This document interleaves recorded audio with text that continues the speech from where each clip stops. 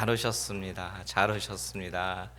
네, 예배의 자리, 또한 하나님 앞에 기도하는 자리, 믿음으로 나가야 되는 자리는 우리가 반드시 지켜야 될 줄 믿습니다. 여러분 가운데 오늘 하나님께서 주시는 축복이 충만하게 임하시기를 축복합니다.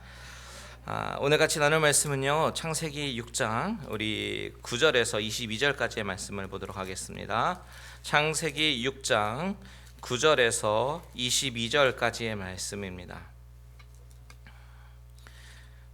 6장 후반부인데요, 창세기 6장 9절에서 22절의 말씀 다 찾으신 줄 알고 우리 한 절씩 저와 여러분들 교독하도록 하겠습니다. 제가 먼저 읽겠습니다. 이것이 노아의 족본이라. 노아는 의인이요 당대의 완전한 자라. 그는 하나님과 동행하였으며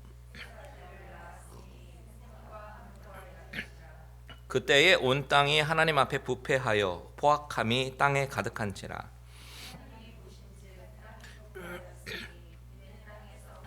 혈육 있는 자의 행위가 부패함이었더라. 하나님이 노아에게 이르시되 모든 혈육 있는 자의 포악함이 땅에 가득함으로 그 끝날이 내 앞에 이르렀으니 내가 그들을 땅과 함께 멸하리라. 너는 고페르 나무로 너를 위하여 방주를 만들되 그 안에 칸대를 막고 역청을 그 안팎에 지르라. 내가 만들 방주는 이러하니 그 길이는 300규빗, 너비는 50규빗, 높이는 30규빗이라. 창을 내되 위에서부터 한 규빗에 내고 그 문은 옆으로 내고 상중하 3층으로 하지. 내가 홍수를 땅에 일으켜 무릇 생명의 기운이 있는 모든 육체를 천하에서 멸절하리니 땅에 있는 것들이 다 죽으리라. 그러나 너와는 내가 내 언약을 세우리니 너는 내 아들들과 내 아내와 내 며느리들과 함께 그 방주로 들어가. 혈육 있는 모든 생물을 너는 각기 암수 한 쌍씩 방주로 이끌어들여 너와 함께 생명을 보존하게 하되 그 종류대로 땅에 기는 모든 것이 그 종류대로 각기 둘씩 내기로 나오리니 그 생명을 보존하게 하라. 너는 먹을 모든 양식을 내게로 가져다가 전축하라. 이것이 너와 그들의 먹을 것이 되리라. 노아가 그와 같이 하여 하나님이 자기에게 명하신 대로 다 준행하였더라. 아멘. 우리가 살펴본 창세기 6장의 말씀은 인류의 첫 범죄, 아담이 선악과를 따먹은 이후에 이제는 수많은 세대들이 거듭되고 지나가면서 세월이 흐른 가운데 어떻게 세상이 죄악으로 물들어갔는지 그것을 보여주는 내용입니다. 지난 시간에 우리가 살펴봤지만 하나님의 아들들 그리고 사람의 딸들이 있는데요, 하나님의 아들들이 사람의 딸들의 아름다움을 보고 좋아하기 시작합니다. 이 묘사는 그저 예쁜 여자를 좋아하는 남자들의 본성을 말씀드리는 것이 아니라 영적인 문제였고 하나님의 사람들이 죄악된 세상의 사람과 결합이 되는 그런 죄악된 모습을 묘사하고 있는 것이죠. 이것을 바라보시는 하나님의 마음은 참으로 무너져 내렸습니다. 그래서 오늘 본문에 보면 한탄하셨다라는 그런 단어가 쓰이면서 하나님은 정말 너무 마음을 아파하셨습니다. 하지만 그것은 하나님의 진노가 아니라 하나님의 사랑이심을 우리가 지난 시간에 살펴봤죠. 모든 것을 다 리셋하고 싶으신 것입니다. 그래서 그 다시 시작을 위해서 성경은 8절에 뭐라고 얘기합니까? 그러나 노아는 여호와께 은혜를 입었다. 남겨진 자, 한 사람, 그 가정을 통해서 하나님은 은혜를 베풀기 시작하십니다. 자, 은혜를 입은 노아, 이 은혜를 입었는데요, 노아가 여러분 인간의 스스로의 능력으로는 형벌을 피할 수가 없습니다. 살아남을 수 없어요. 하지만 은혜를 입은 노아와 가족은 살아납니다. 은혜를 입은 가족이 살아난다. 이것이 바로 하나님이 저와 여러분에게 주신 구원의 은혜인 줄 믿습니다. 노아는 과연 어떤 사람일까요? 왜 하나님은 노아라는 사람을 선택하시고 그를 통해서 이 세상을 다시 시작하려고 하시는가? 우리 9절을 다 같이 한번 읽겠습니다. 시작. 이것이 노아의 족본이라. 노아는 의인이요 당대 완전한 자라. 그는 하나님과 동행하였으며. 자, 노아의 족보라고 얘기하는 것은 다시 한번 이 노아의 톨레도트가 시작하면서 이제부터 또 다른 시작이 됨을 알리는 것이죠. 그때 노아는 뭐라고 표현하냐면 의인이고 당대의 완전한 자라고 이야기합니다. 그런데 여기서 우리는 이 의인의 개념에 대해서 좀 살펴봐야 합니다. 여기서 말하는 의인이라고 하는 것은 우리가 통상으로 생각하는 죄가 없이 의로운 사람, 그 뜻은 아닐 거예요. 왜냐하면 우리가 잘 알듯이 아담이 타락했습니다. 그리고 타락 이후에 태어난 사람들은 몸에 죄성을 가지고 있기 때문에 절대적으로 스스로 의로울 수가 없습니다. 이제는 천성적으로 태어나면서부터 죄인이지 의로울 수가 없는 사람들입니다. 그런데 우리도 지금 저와 여러분도 성경은 그렇게 얘기하기를 믿음으로 의롭다 여김을 받지 않습니까? 이신칭이 말씀드리는 거예요. 예수 그리스도를 믿고 십자가의 보혈로 덮어졌을 때에만 우리는 비록 의롭지 않은 본성을 가지고 있지만 그 보혈로 인해서 의롭다, 보혈을 보시면서 의롭다라고 칭함을 받는 그런 사람들이라는 것이죠. 그렇게 우리 인간은 하나님으로부터 믿음으로 보혈로 덮어지고 의롭다라고 칭함을 받을 수는 있어도 스스로 의롭게 될 수는 없는 존재다라는 것이죠. 그렇다면 창세기 6장 9절에서 묘사하고 있는 노아의 의로움, 이것은 우리가 어떻게 해석해야 되냐면 그것은 노아가 절대적으로 의로운 것이 아니라 상대적인 의로움이에요. 상대적으로 당대에 있는 다른 사람들에 비해서 하나님과의 바른 관계를 가졌다라고 이해를 해야 합니다. 또한 완전하다라고 하는 것은 완전 무결하다라는 것이 아니라 하나님 앞에서 살아가는 그 태도가 상대적으로 다른 사람에 비해서 온전했음을 의미하는 것입니다. 자, 이런 해석을 가능케 해주는 힌트로 주어지는 단어가 바로 당대라는 단어예요. 당대의 완전한 자라. 당대. 여기서 쓰인 이 당대라는 단어의 히브리어 원어 도로타이라는 단어는요, 그가 살았던 시대와 사람들의 그런 세태를 반영하는 말입니다. 이 당대라는 말은 generation의 뜻이 아니라 time이라는 뜻이에요. time. 그래서 영어로는 뭐라고 번역했냐면 in his time이라고 번역합니다. 노아가 살던 그때, in his time, 노아의 때에 노아는 완전했다. 즉 상대적으로 온전한 사람임을 나타내는 말이라는 거예요. 자, 노아의 시대는요, 모든 사람들이 신앙적으로 타락하고 도덕적으로도 타락했던 그런 시대였습니다. 그런 가운데 살면서 노아는 소신을 지키고 하나님의 뜻을 쫓았던 사람이죠. 모두가 다 비성경적으로 살아도 노아는 신앙의 양심을 지키며 살았습니다. 모두가 다 사람의 딸들을 아름다움을 보고 결혼하려고 하더라도 노아는 그것이 신앙의 양심에 거리끼는 일이었기 때문에 그 세태를 쫓아가지 않았습니다. 요즘식으로 말하면 크리스천으로 이 세상에 살아갈 때에 세상에서 성공하기 위해서, 생존하기 위해서 때로는 내 양심을 잠깐 내려놓고 살아가야 성공을 해야 된다면 노아는 그 가운데서 신앙 양심을 선택했지 세상의 원리를 선택한 사람이 아니었다라는 뜻입니다. 그런데 우리가 노아를 평가할 때 이보다 더 중요한 것이 있어요. 그것은 뭐냐면 노아의 의로움보다 노아의 순종이 더 중요한, 그걸 우리가 살펴봐야 될 덕목입니다. 하나님이 왜 노아를 선택하시고 사용하셨는가? 왜 노아는 하나님께 은혜를 받았는가? 바로 그것은 그의 순종에 있었기 때문입니다. 성경은 노아가 얼마나 순종을 잘하는 사람이었는지를 묘사하고 있는데 22절 한번 같이 읽겠습니다. 22절 시작. 노아가 그와 같이 하여 하나님이 자기에게 명하신 대로 다 준행하였더라. 자, 노아는 하나님께서 명하신 것을 다 준행했습니다. 왜요? 하나님을 경외하는 마음이 있었기 때문입니다. 하나님과 동행하면서 하나님의 뜻을 쫓아 살았기 때문에 그 마음속에 하나님을 경외하는 마음이 있었습니다. 사실 앞으로 몇 년 후에 하나님이 심판을 내리실지 몰라요. 지금 방주를 만들면서 그가 아는 것은 하나님이 물론 심판을 하실 것, 그 사실과 그리고 하나님의 말씀을 두려워하면서 순종하면서 그 일을 행했다라는 사실입니다. 몇 년이 걸릴지도 모르는 일을, 안개와 같이 안 보이는 일을 그는 믿음으로 순종했습니다. 그래서 히브리서 기자는 그를 뭐라고 얘기하냐면 11장 7절 시작. 믿음으로 노아는 아직 보이지 않는 일에 경고하심을 받아 경외함으로 방주를 준비하여 그 집을 구원하였으니 이로 말미암아 세상을 정죄하고 믿음을 따르는 의의 상속자가 되었느니라. 자, 히브리서 기자는요, 아직 보이지 않는 일에 하나님께서 경고하신 것을 듣고 하나님을 경외하는 마음으로 방주를 준비했다라고 기록합니다. 그 결과 그 집을 구원했다. 그리고 그 믿음을 따르는 의의 상속자가 되었다라고 말하죠. 여러분, 여기서 히브리서 기자가 기록한 구절에서 먼저 우리는 노아가 아직 보이지 않는 일, 아직 보이지 않는 일에 경고하심을 받았다라는 그 부분을 먼저 생각해 보기 원합니다. 노아는 하나님의 경고하심을 받았습니다. 경고, 워닝을 받았습니다. 그 경고가 주어졌을 때 경고를 경고로 받아들이는 사람이 있고 그것을 무시하는 사람이 있어요.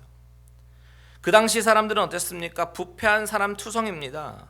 11절, 오늘 보면 11절과 12절 보십시오. 뭐라고 얘기하냐면 그때에 온 땅이 하나님 앞에 부패하여 포악함이 땅에 가득한지라. 하나님이 보신즉 땅이 부패하였으니 이는 땅에서 모든 혈육 있는 자의 행위가 부패함이었더라. 자, 온 땅이라고 얘기합니다. 온 땅에, 그 땅에 있는 모든 사람들, 혈과 육을 가진 모든 사람들이 다 부패했다라는 뜻입니다. 그래서 포악함이 가득했습니다. 땅에 있는 모든 혈육, 피와 육체를 가지고 있는 존재들 다 그들의 행위는 다 부패했습니다. 누가복음 17장에서도 기록하지 않습니까? 그때에 많은 사람들이 장가들고 시집가고 뭐 그렇게 얘기하잖아요. 노아의 시대에. 무슨 말입니까? 그 어느 누구도 노아의 일에 관심을 두지 않고 그저 자신들이 하는 일에만 관심을 두고 집중했다는 거예요. 왜 노아가 방주를 만드는지에 대한 관심도 없고 그저 장가가고 시집갔습니다. 이 말은 그냥 결혼했다는 얘기가 아니라 창세기 6장 초반에 나오는 말처럼 그저 성적으로 타락하고 영적으로 타락한 그 이야기를 하고 있는 거예요. 하나님이 심판하시겠다라고 하는데 그 와중에 회개하는 것이 아니라 그저 관심도 두지도 않고 그들의 타락과 쾌락에 빠져 있었다라는 것입니다. 그런 상황에서 노아는 꾸준히 하나님께서 보이지 않는 일, 지금 당장 눈에는 보이지 않아도 하나님께서 경고하신 일을 경외함으로, 두려워하는 마음으로 방주를 준비했습니다. 그래서 의로운 사람 이렇게 불리게 된 것이에요. 여러분, 하나님의 경고를 듣는 것이 중요합니다. 그리고 그 하나님을 경외하는 마음, 즉 두렵고 떨리는 마음으로 하나님께 나아가고 그 하나님을 신뢰하고 믿는 것이 하나님의 보시기에 의로 여김을 받게 되었다라는 사실을 우리는 기억해야 합니다. 여러분, 저와 여러분은 어떻습니까? 하나님을 경외하는 마음이 우리 안에 있습니까? 하나님을 두려워하십니까? 하나님의 시선을 의식하십니까? 세상 사람들은 다 부질없는 짓이라고, 왜 수요일 저녁에 쉬어야지 교회 나가느냐고 말할지도 모르겠어요. 왜 그렇게 교회에 에너지를 쏟고 헌금 내고 다 쓸데없는 일이라고 말할지도 모르겠어요.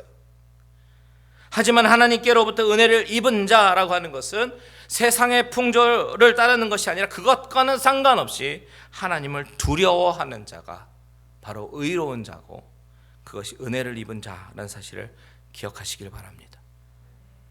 여러분, 저와 여러분의 믿음이 바로 오늘 본문에 나오는 노아와 같은 믿음이 되기를 축복합니다. 하나님을 늘 두려워하고 그분 앞에 엎드려서 경배하시는 저와 여러분들 되시기를 주님의 이름으로 축원드립니다. 세상은 흔들리고 가치관이 엉망진창이 되고 영적으로 타락이 되어도 저와 여러분요, 하나님을 경외해야 돼요. 노아는 하나님이 방주를 만들려고 했을 때 그 말씀대로 순종합니다. 14절과 15절을 읽겠습니다. 14절과 15절 시작. 너는 고페루 나무로 너를 위하여 방주를 만들되 그 안에 칸들을 막고 역청을 그 안팎에 칠하라. 내가 만들 방주는 이러하니 그 길이는 300규빗, 너비는 50규빗, 높이는 30규빗이라. 자, 나무의 재질을 먼저 말씀하십니다. 나무는 어떤 나무라고 얘기합니까? 고페르 나무라고 얘기합니다. 고페르 나무로 만들라. 이 나무가 어떤 나무인가 사실은 알지 못합니다. 아무도 모릅니다. 왜냐하면 고페르라는 이름으로 이 나무가 어떤 나무인지는 알 수가 없기 때문입니다. 그런 나무가 없거든요. 성경 전체에서 이 고페르라는 단어는 바로 여기 한 군데만 쓰여 있어요. 그래서 어떤 단서도 없습니다. 하지만 여기에 보면요, 역청이라는 단어를 봐야 돼요. 역청으로 안팎에 칠하라 라고 말씀하셨는데, 그것은 뭐예요? 방수제로 사용될 역청을 이제 칠할 것이라고 말씀하신 거잖아요. 모세가 이제 바구니에 담겨서 나일강에 떠내려갈 때 그 어머니는 또 역청으로 바구니에 이렇게 칠했습니다. 방수제입니다. 근데 이 역청이요, 송진과 같이 나무에서 나오는 진이에요. 그래서 방수의 재료가 역청입니다. 그런데 이 역청으로 번역된 이 히브리어 단어가 바로 코페르입니다. 나무의 이름은 고페르, 근데 역청의 이름은 코페르입니다. 그래서 이 본문에서 나오는 이 고페르 나무에서 코페르라는 그 진이 나오는 것이 아닐까 추측해 봅니다. 그렇다면 어쩌면 고페르 나무는 어떤 단단하고 내구성이 좋은 나무이며 또한 진이 나오는 그런 나무일 것이다 라고 추측할 수 있는 것이죠. 그래서 개역 개정 성경을 우리가 보는데 이전 버전인 개역 한글 성경에는 이 나무에 대해서 뭐라고 얘기하냐면 잣나무라고 기록합니다. 고페르라고 얘기하지 않고 잣나무라고 썼어요. 하지만 이것도 번역이 정확한 것이 아니라서 개역 개정부터는 그냥 원어로 살려서 고페르 나무라고 번역을 했고요. 다른 영어 성경들도 다 보면 고페르 나무라고 이렇게 써 있습니다. 고페르가 무엇인지 정확하게 몰라도 어쨌든 이 나무를 가지고 칸을 만들고 창문을 냅니다. 그런데 사실 이 고페르보다 더 의미 있는 게 바로 이 코페르입니다. 역청. 이것이 왜 의미가 있냐면 이 코페르라는 단어가 쓰인 구약의 다른 본문을 보면 굉장히 많은 곳에 쓰였는데 되게 흥미로운 사실을 하나 발견해요. 이 코페르라는 단어와 상당히 많이 쓰였는데 그 단어는 역청이라는 뜻도 있지만 또 다른 뜻이 있는데 뭐냐면 덮다, 칠하다, 속죄하다라는 뜻이 있습니다. 일단 덮다라는 뜻이 있어요. 덮는 거예요. 그런데 성경에서 무엇을 덮는 거냐면 우리의 죄를 덮는, 속죄하는 의미로 코페르가 주로 쓰인다라는 것입니다. 그렇기 때문에 역청을 칠하라라고 하는 것은 하나님의 말씀은 속전으로 속죄하라. 속전이란 뜻도 있거든요. 속죄. 그러니까 속전으로 속죄하라라는 뜻도 있으니까 우리가 그렇게 해석할 수 있는 단어라는 것이죠. 자, 하나님이 세상을 지으실 때 궁창을 만드셨어요. 그리고 궁창 위 아래 다 물을 만드셨습니다. 그런데 그 물이 이제 다 터지고 샘솟아서 이제 온 땅이 다 물로 뒤덮일 예정입니다. 그걸 물 위에서 버틸 방주를 만드는 거예요. 아무리 잘 만들고 아무리 잘 견고하게 만들어도요, 물이 조금이라도 새면 다 말짱 헛수고입니다.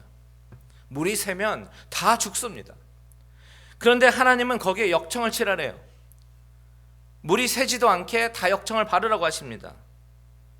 우리 인간이 지은 죄로 말미암아 조그만 틈이 생기고 그 틈으로 말미암아 사탄이 우리를 사망으로 이끌어갑니다. 죄 지은 인생은 죽을 수밖에 없어요. 그런데 하나님은 그 틈에 속전으로 속죄하기를 원하시는 거예요. 덮기를 원하시는 것입니다. 역청으로 틈을 빼곡히 메꿀 때에 물이 전혀 들어오지 않아서 배가 홍수에도 견디고 생명의 방주가 되는 것처럼 하나님이 고페르 나무에 코페르를 칠하라고 하신 것은 이것이 다 구원의 상징, 속전, 속죄, 그리고 생명의 구원을 상징하는 것이다라는 것이죠. 이것은 마치 출애굽할 때 문지방과 문설주에 어린 양의 피를 발라서 장자의 죽음을 피하는 것과 그림이 비슷합니다. 장자가 죽어야 되는데 양이 대신 죽었어요. 그리고 그 양의 피를 대신 이렇게 막 바르니까 죽음이 피해가는 것입니다. 여러분, 이 메시지는 하나님이 말씀하신 대로 순종하기만 하면, 하나님이 칠하라고 하신 그 코페르를 칠하기만 하면, 순종하면 산다라는 그런 메시지를 주십니다. 하나님은 완벽하게 구원의 플랜을 세우셨습니다. 우리 눈에 당장 보이지 않아도, 안개처럼 끼어 있어서 당장 눈앞에 보이지 않아도 그저 하나님께서 말씀하신 것을 경외함으로, 두려운 마음으로 순종하면 그것은 우리가 죽음으로부터 사는 방법인 줄 믿으시기 바랍니다. 6월절 어린 양의 피를 발랐을 때 사는 것처럼, 역청을 칠했을 때 그것이 속전이 되어 속죄함으로 살려주시는 것처럼 우리 마음에는 예수 그리스도의 보혈로 덮여져야 사는 것이에요. 계속해서 보면 크기를 얼마나 크기로 만들려고 하시냐면 15절에 보니까 길이는 300규빗, 너비는 50규빗, 그리고 높이는 30규빗입니다. 이것을 미터로 환산하면요, 약간 반올림해서 137m 길이가, 그리고 폭이 23m, 높이가 14m 정도 되는 거예요. 14m 되는 그런 크기는 어떤 한 우리로 치면 한 5층 빌딩 정도 높이가 되는데요. 137m, 우리가 100m 달리기 하지만 100m 달리기보다 더 긴 정도죠. 어느 정도 크기인지는 대충 감이 잡히실 거예요. 하나님이 주신 이 크기는 노아와 그의 가족들이 살기에는 좀 큰 규모입니다. 이 방주의 크기는 나중에 모세를 통해서 주실 장막 있잖아요. 장막의 그 뜰에 정확하게 3배의 크기입니다. 17세기 한 네덜란드 사람이요, 얀센이라는 사람이 이 방주를 이제 5분의 2의 크기로 줄여가지고 비율을 정확하게 재서 모형 배를 만들었대요. 그리고 이제 배를 띄워봤는데 너무나도 항해하기 안정적인 그런 비율이었다라고 증언합니다. 그만큼 하나님께서 정확하게 주신 이 배의 규격은 말이죠, 노아와 가족들 그리고 그 안에 있는 동물들이 홍수에서 견디기에 너무나도 완벽하게 하나님은 디자인하셔서 주신 것이죠. 노아와 가족들이 40주야를 그 안에서 견뎌야 합니다. 그리고 그 길고 긴 시간을 그 안에서 지내려면 그 가족들이 지내기에, 그 크기는 그 동물들과 지내기에 아주 완벽한 것이었죠. 무슨 말입니까? 하나님께서요, 우리에게 필요를 채워주시잖아요. 우리의 필요를 아시고, 또 하나님은 우리의 인생을 디자인하셔서 이렇게 하라 저렇게 하라라고 명령하실 때가 있는데, 하나님께서 명령하실 때는요, 정말 우리에게 너무나도 꼭 필요한 것, 나에게 완벽한 것을 주신다라는 사실이죠. 너무나도 완벽해서 정말 입이 탁 벌어질 정도로 하나님은 정확하게 계산해서 우리에게 주십니다. 그렇다면 이 노아의 방주를 만드는 이 본문을 통해서 우리에게 주시는 또 다른 메시지가 무엇일까? 노아는요, 앞으로 벌어질 일을 지금 감히 상상하지도 못합니다. 그 홍수가 어떤 규모일지 어떤 짐작조차도 하지 못했을 거예요. 왜냐면 아직 겪어보지 못했으니까 모든 것이 막연했겠죠. 그러면서 막연하게 순종하며 나아갑니다. 뭔지도 모르면서 순종하는 거예요. 심판을 앞두고 하나님께서 심판하실 것은 알아요. 그런데 그것이 얼마나 큰 규모인지 난 모릅니다. 그런데 이것은요, 우리도 마찬가지입니다. 우리는요, 불의 심판을 앞두고 있습니다. 주님의 재림을 기다리면서 주님께서 언제 오실지도 모르고 그 심판은 어떻게 진행될지, 어떤 규모로 얼마나 참혹할지 우리는 알지 못합니다. 노 아이디어예요. 잠시 계시록 한번 볼게요. 요한계시록 8장 7절. 요한계시록 8장 7절. 시작. 첫째 천사가 나팔을 부니 피 섞인 우박과 불이 나와서 땅에 쏟아지매 땅의 3분의 1이 다 타버리고 수목의 3분의 1도 타버리고 각종 푸른 풀도 타버렸더라. 자, 예수님께서 이제 재림하실 때는요, 그 이후에는 심판이 일어날 건데 불의 심판이 일어날 것입니다. 우리는 그것을 압니다. 그런데 어떤 모습으로, 어떻게, 얼마나 불이 쏟아질지 우리는 모르지 않습니까? 그러면 그런 상황 속에서 우리는 어떻게 준비해야 되는가? 바로 노아의 모습을 보면서 우리가 힌트를 얻을 수 있어요. 노아는 하나님의 말씀이 언제 어떻게 이루어질지에 대해서 모르는 상태에서 그저 믿음으로 구원을 준비했습니다. 왜요? 구원은 자기의 경험에서 나오는 것이 아니다라는 것을 정확하게 알았기 때문입니다. 구원은 누구에게 속한 것입니까? 오직 하나님께 속한 것입니다. 구원은 오직 하나님의 주권의 영역이고요, 그분께서 하실 일이죠. 그렇기 때문에 그저 하나님을 경외하면서 믿음으로 그에게 맡기신 일을 최선을 다하면서 하루하루 순종하며 나아가는 것, 이것이 바로 마지막 때를 기다리는 신자의 모습이 되어야 된다라는 것이죠. 오늘 말씀에서 중요한 말씀이 한 가지 더 나옵니다. 바로 17절에서 20절 말씀인데요, 제가 읽어드릴게요. 내가 홍수를 땅에 일으켜 무릇 생명의 기운이 있는 모든 육체를 천하에서 멸절하리니 땅에 있는 것들이 다 죽으리라. 그러나 너와는 내가 내 언약을 세우리니 너는 내 아들들과 내 아내와 내 며느리들과 함께 그 방주에 들어가고 혈육 있는 모든 생물을 너는 각기 암수 한 쌍씩 방주로 이끌어들여 너와 함께 생명을 보존하게 하되 새가 그 종류대로 가축이 그 종류대로 땅에 기는 모든 것이 그 종류대로 각기 둘씩 내게로 나아오리니 그 생명을 보존하게 하라. 자, 여기서 중요한 단어 첫 번째는 언약이라는 단어입니다. 내가 내 언약을 세우리니. 그리고 두 번째는 생명을 보존하게 하라라는 것입니다. 자, 언약이라고 하는 거 제가 여러 차례 설명드렸지만 그 언약이라고 하는 그 단어 베리트라는 단어는 자르다라는 뜻이죠. 자르는 이유는 무엇입니까? 이 언약을 어기면 이 잘라진 동물처럼 죽는다. 그렇죠? 그런데 언약을 맺는 자들끼리는 그 언약을 통해서 그 언약 안에 이제 묶이는 것이에요. 묶이는 거기 때문에 언약은 자르다라는 뜻과 함께 묶다라는 그런 의미도 있습니다. 여기서 하나님이 노아에 맺은 언약의 방식이 바로 묶는 방식으로 언약을 맺는 것이에요. 그것이 바로 동물을 종류대로 묶는 것입니다. 하나님이 세상을 창조하실 때 다섯째 날과 여섯째 날에 생물들을 각기 종류대로 지으셨습니다. 이 창조의 기사와 오늘 이 방주에 들여보내는 이 동물의 기사는 연관되어져 있는 거예요.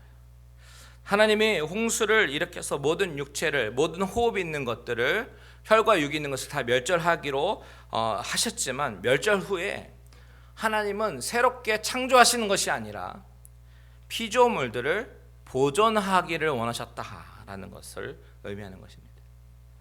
창조 당시에 피조물들이 완전하게 망가지는 것을 원하지 않으시고 보존하기 원하셨다는 거예요. 그래서 암수를 넣으시고 묶어서 그리고 피조물들이 생육하고 번성하기를 원하셨던 그 최초의 그 생육의 번성의 방식을 하나님 그대로 살리셨습니다. 그래서 역청으로 칠하게 하셨습니다. 즉 거룩한 것으로 속전으로 생명을 보존하기 위한 코페르, 속전으로 덮으신 것이죠. 그래서 하나님께서 말씀하신 그 방법대로 역청으로 칠한 이 방주는 바로 거룩해진 하나님이 계시는 곳이죠. 그런데 그 거룩한 방주에 정한 동물들을 넣으시고 노아와 가족들 외에도 씨를 보존하기 원하시는 그 하나님의 마음은 바로 이 무리 심판이 바로 진노의 심판이 아니라 사랑의 심판이다라는 것을 알려주시는 것입니다. 하나님의 마음과 의도는 심판이 아니라 보존이었다, 회복이었다라는 사실이죠. 여러분, 심판은 믿지 않는 자에게는 두려움입니다.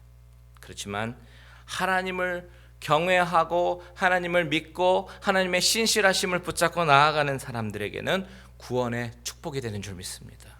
회복의 사건임을 믿습니다. 그저 우리가 해야 될 것이 무엇입니까? 바로 하나님을 경외하는 것, 하나님을 두려워하는 것, 그 마음으로 하나님께서 말씀하시는 것에 순종하는 것, 그것밖에 없습니다. 나머지는 하나님이 다 해결해 주십니다.